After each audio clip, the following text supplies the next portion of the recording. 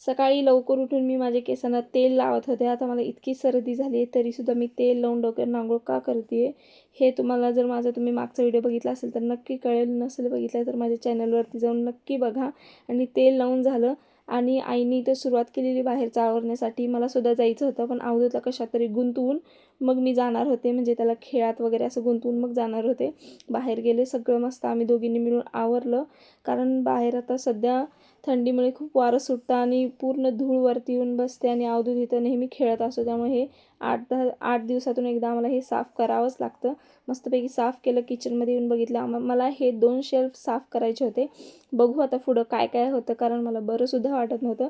माझ्या आवाजावरनं तुम्हाला कळतच असेल की मला किती सर्दी झाली आहे. प्लीज जरासं समजून घ्या, कारण व्यवस्थित आवाज येत नसेल. त्यानंतर आमच्या दोघींसाठी मी फ्राईज तळून घेतले, कारण परवा दिवशीच पापड खाल्लेले उपवासाचे, आता जात नव्हते. आणि आमच्या दोघींची आज होती संकष्टी, त्यामुळेच म्हणलं चला आज एक काहीतरी वेगळं म्हणून फ्राईज करून घेऊ. फ्राईजवरती मस्त चटणी मीठ टाकून घेतलं, म्हणजे मीठ म्हणजे आपलं मिरची पूड टाकून घेतली आणि खाऊन घेतलं. आणि हा शेल्फ साफ करायचा होता, हा तर काही झालाच नाही. त्याबरोबर हा सुद्धा झाला नाही, एकसुद्धा काम झालं नाही. आता बघू ह्याचा मुहूर्त कधी लागतो. आणि डोक्यावरून आंघोळ केलेली, त्यामुळे मला इतकी झोप येत होती ना, त्यामुळे म्हटलं चला जरा 5-10 मिनटं झोप काढावी. पण कसलं काय, अवधूतचा लगेच आवाज आला, मम्मा मला सोप पाहिजे. कारण खालती हा गाडा आलेला आणि ह्या गाड्यावरती ती कोटेड रंगबिरंगी सोप नसती का, ती भेटती आणि ती त्याला खूप आवडते. त्यामुळे ती त्याला घेऊन दिली आणि मला सुद्धा असं छोटा मोठा काहीचा खाऊ घेतला आणि वरती आलो. आई म्हणले मी आज भगर आणि आमटी करते, तू आराम कर. पण आराम तर काही होत नसतो. अवधूतकडं बघत बघत मी ही मेथी निवडून घेतली. त्यानंतर जेवण वगैरे केलं. अवधूतला छानपैकी झोपवलं आणि म्हणलं चला आता आपण सुद्धा एक मस्त झोप काढूया. त्यामुळे झोपलो.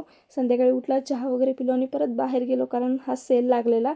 आणि अवधूतचे पप्पा आणि बाबा दोघे घरात नव्हते, त्यामुळे जेवणाचं टेन्शन होतं. म्हणून म्हणलं आत्ताच काम होईल, हे करून यावं. येताना अवधूतला मोतीचूरचे लड्डू खूप आवडतात, त्यामुळं त्याची आजी ते त्याला घेत होती.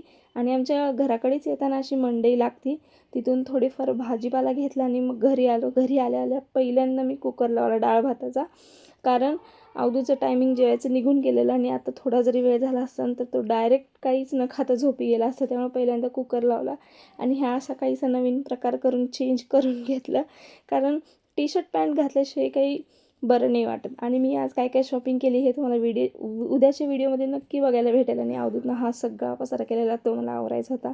चला भेटू नेक्स्ट व्हिडिओमध्ये, तोपर्यंत बाय.